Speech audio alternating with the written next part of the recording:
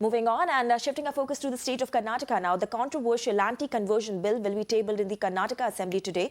On Monday, the Karnataka cabinet cleared the bill that seeks to penalize forced conversion in the state. The bill proposes a penalty of rupees 1 lakh and a jail term of up to 10 years for those who indulge in mass conversion. The proposal, however, is facing the heat of the opposition and also from the minority communities who fear persecution. In fact, the opposition has questioned the need for such an exercise when, according to them, sufficient laws are already in place.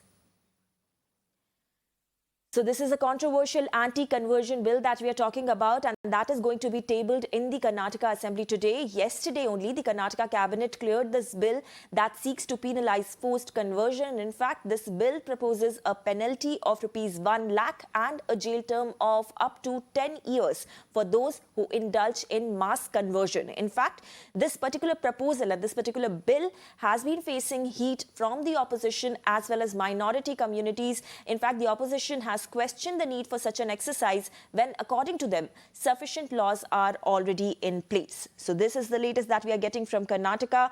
And if we talk about the highlights of this particular bill, there will be 3 to 10 years jail term. In fact, marriage will also be declared void in case the conversion is found to be forced. In fact, it will be a non-bailable and cognizable offence, and there will be a fine of rupees 1 lakh and rupees 5 lakh compensation to victims.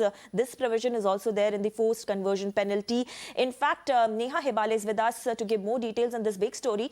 So Neha, given the kind of controversy that already surrounds this particular anti-conversion bill in Karnataka, can we expect fireworks in Karnataka Assembly today when it will be tabled?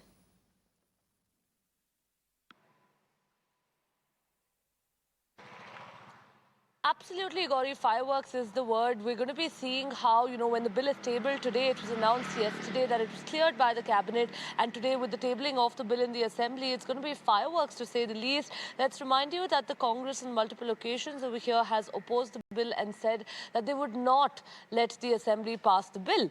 And in fact, also, it's not only the Congress, but several religious leaders also over here from the Muslim community, and even the Archbishop over here of Bengaluru, have opposed this. And we've seen how the bill has received opposition from several factions of society today. But having said that, what's important is, Gauri, to keep an eye today on the assembly, on the proceedings of the assembly, and what really, of course, comes out of it. Let's remind you also that, it was only recently that we saw how a controversy had spiraled the assembly earlier, with another issue regarding a comment that was made. So hopefully this time around also, what we're going to be seeing is that, whether or not, of course, the bill gets passed, hopefully there is going to be a little bit more exercise and caution that is, of course, actually exercised by all of the MLAs today while considering, of course, the passage of this bill and the tabling of the bill in the assembly. Right, Neha, thank you so much for sharing all those details.